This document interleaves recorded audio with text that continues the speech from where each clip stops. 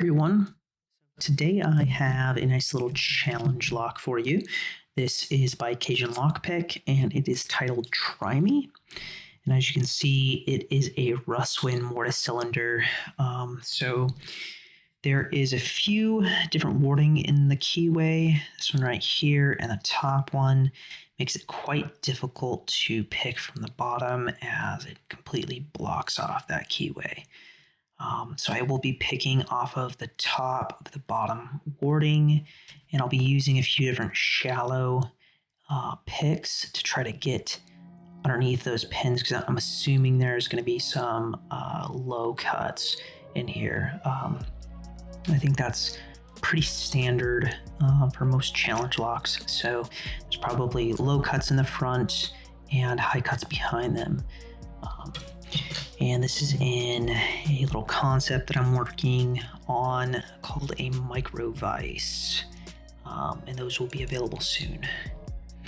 But anyhow, all right. So let's go ahead and use a 50 thousandths top of the keyway by Sparrows. And I'm going to start off with a gem by Barebones, and this is in 23 thousandths. There's a shape for you. Let's see if I can get this picked. Okay, nothing on 1, nothing on 2.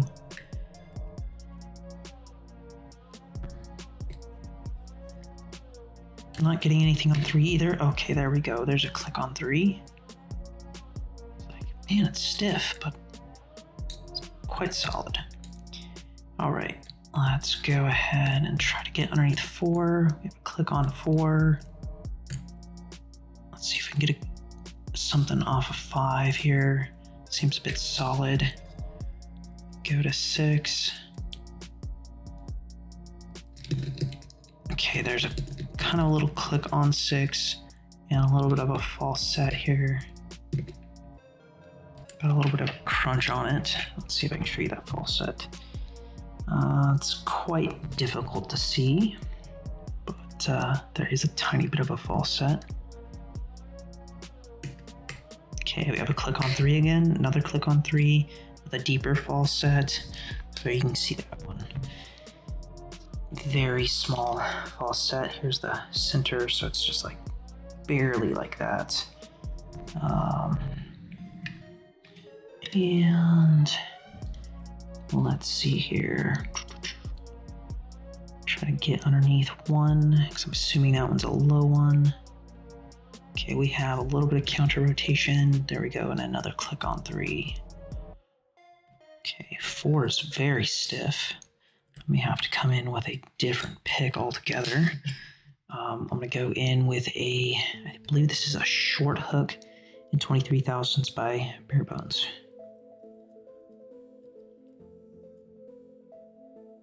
Oh yeah, definitely allowing me to get underneath 4. Okay, there was a click on 5. Okay, we have a little bit of counter rotation on 6. Hold on. Yes, 6. But I don't think that the pick is high enough to do anything. Go ahead and switch back to that gem. And see if I can do something with it. It's a tiny bit taller. Lighten up tension just a little bit. See if I can get this back in frame. Okay, I'm not feeling anything. There is a little bit of a wiggle in the core, but I can't tell which pin it's on quite yet. Maybe it's not on one of those. It's one of the front ones. Let's try 2. Okay, we have something on 3. Okay, there's a click on 3.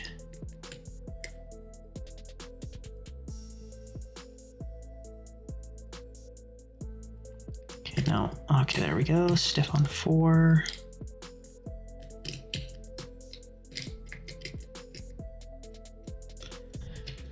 I wonder if there is counter milling in here. that would explain this like binding up that I'm experiencing. Well, Cajun's quite good at making pins. So, okay, we did get some counter rotation, and that was 3. We have the open. There we go. There is the open. That is fully open. There is a wall at the back of this little vise. Let's go ahead and show you this. It is bumping into, but that is totally completely open. Let me go ahead and drop this right here so you can see it, and get my vise out of the way. Can drop this down, clean up my little area here. Right. And 1 second.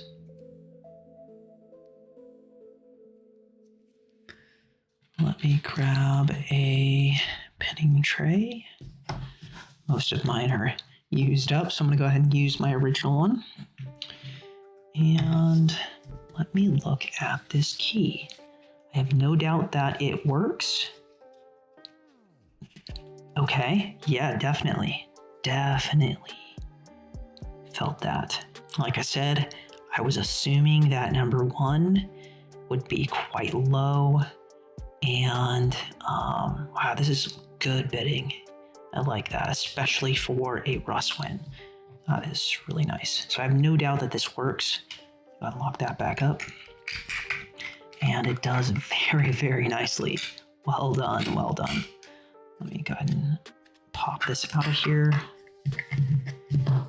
And clean up just a little bit more. All right, so we have multiple different screws here.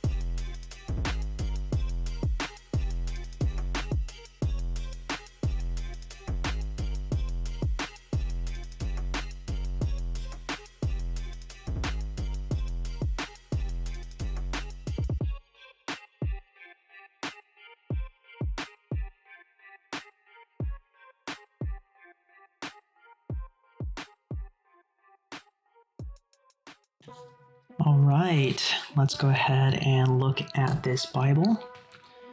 Let me get a light on the situation. I am not seeing any alterations. Very interesting.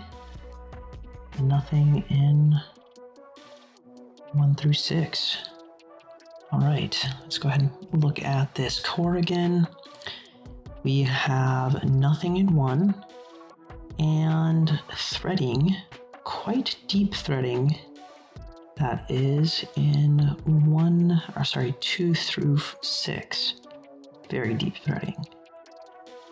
I could have swore that we had some form of counter milling in here because it felt like things would bind up. But I think those threading is quite deep. And so if there's some sharp spools in there, it will catch like counter milling. All right, so let's go ahead and pick these up and look at these really quick.